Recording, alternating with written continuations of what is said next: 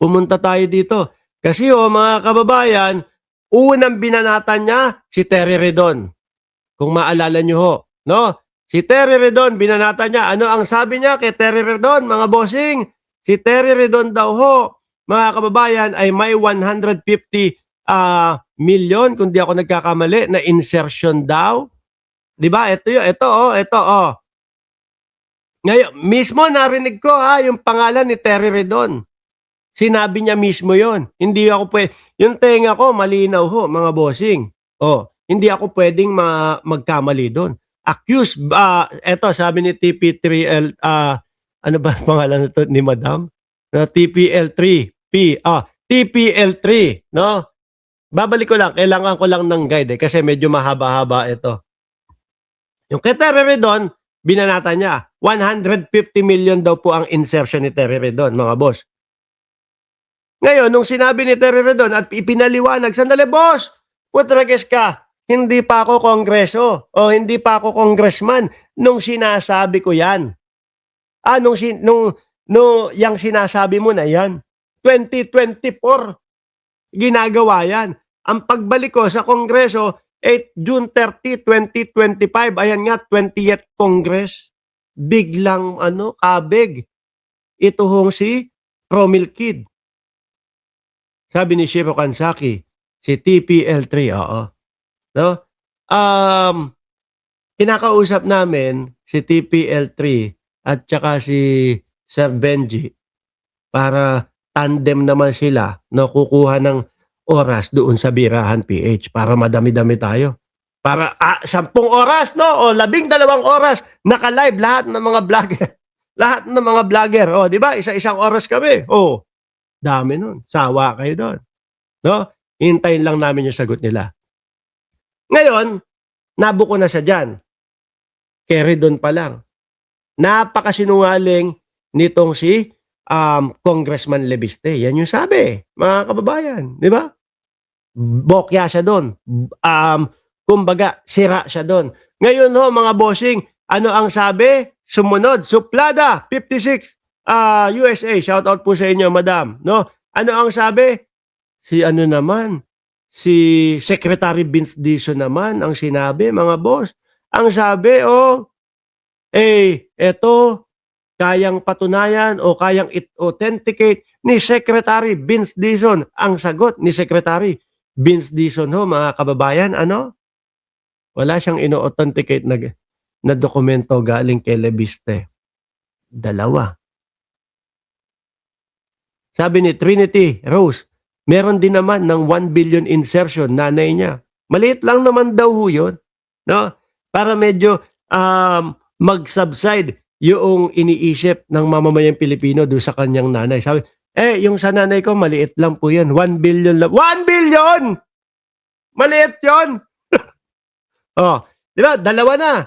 Yung kay Vince Dizon, wala. Nagsinungaling na naman. Pangatlo, mga bossing, masusurprise kayo dito. Surprise! Eto naman. Kasama doon sa listahan ni Lebiste, mga boss Chief Amoser, ay yung isang congressman na matagal nang patay daw ho. Ayan paano magkakaroon ng insertion si former Congressman Toots Panotes, Panotes ba yun? Panotes, kung matagal na siyang patay, namatay April 29, 2022. Tapos, nandoon sa listahan ni Lebiste. Region 5, Camarines Norte, Sub-DEO, Camarines Norte, 2nd District, Marisol Toots, si Panotes. Ayan daw ang insertion. Puta, guess na yun. Mga DDS! Uy! Sira ba mga tuktok ninyo, mga DDS? No? Tapos, paniwalang-paniwala kayo dito sa batang to? Ayun na sumalangit nawa ang inyong kaluluwa po, madam. No? Pero ayan, nasasangkot po kayo. Kasama daw po kayo sa nag-insert. Diyos ko po, Lebiste. Died April 29, 2022, Camarines Norte. Born 1946. Paano nga naman ho yun? Strike 3. Mga boss. Ngayon, paano papaniwalaan pa ito? Kung ilang beses nang sumasablay ho, mga kababayan. Tingin ko ang mga susunod na sasabihin dyan, si Pangulong Bongbong Marcos na ang kasunod, si Martin Romualdez na ang kasunod, etc. etc. Basta maisama lang yung mga ganun. Wala na, ubus na. Pagdating ng 2028 election, kaya ko po nasasabi, mga bossing, no? Kaya ko nasasabi na pagdating ng 2028 election at ang pangarap niyang maging senador, lusaw na ho yun. Napaaga yung pagkakupal. Napaaga. Oh, siyempre ho, magmumukhang marites ka na lang ho dyan, mga kababayan. Hindi ka na, kumbaga, hindi ka na papaniwalaan. Lalo na ito, aga mo sablay. Yung mga susunod na yan, wala na. Sabi ni Hermil, Ogena, pakawala ng kalaban yan ni BBM. O, nabubuko kayo ngayon. Siyempre, mga bossing, yung mga ganyan po, kailangan na mga kakampi niyan. Alam nyo kung sino mga kakampi dyan. Siyempre, kilala na ho natin, mga kababayan. Di ba? Kilala na ho natin, mga boss Chipamo, sir, kung sino yung kakampihan at kung saang estasyon pupunta yan. Wala pong iba, kundi sa dun daw po sa estasyon na hindi DDS. Sapagkat hindi nyo pa siya Diyan daw ho, sa estasyon na hindi DDS, mga kababayan. Sabi ni Mark Estacador, pag at meow. Paano mo nalaman yan? Pakinggan na natin, pinag-uusapan nila doon. higit na nakikilala. Siya ay anak ng aking kumare, Senator Loren Ligarda. Nakasama ko ngayon sa Senado. Yes po.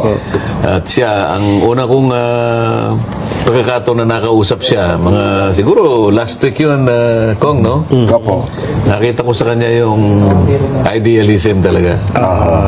Dapat ganun lahat ang mga kongs natin eh. Opo. Hindi lang dahil sa bata. Opo. Sana kahit na yung may edad Sandali, idealism daw ho, mga kababayan. Tatlong sablay na, Boss Marcoleta. pati patay, dinadamay Hindi, yung idealism hindi talaga nawawala eh. Kasi pagka yung medyo tumanda na, kung kailan tumanda, doon na ano eh. Imbes na maging halimbawa, Opo. lalo kang ano eh. Kung magpapakita lang kayo ng mga sablay-sablay na mga ganyan, kayo, baka ang tinutukoy nyo, sarili nyo. Sabi ni Ma'am Neng Gigi, talagang lumabas na ang totoong pagkatao ni Lebiste. Kasama na niya ngayon si Marcoleta. Di ba nga daw ho, mga kababayan, aral daw po siya at nag-train daw siya sa dating mayor na ngayon, yung dating mayor na ngayon ay mayor ulit. Pero karton, hindi pa yata ho nakakapanumpa yung karton.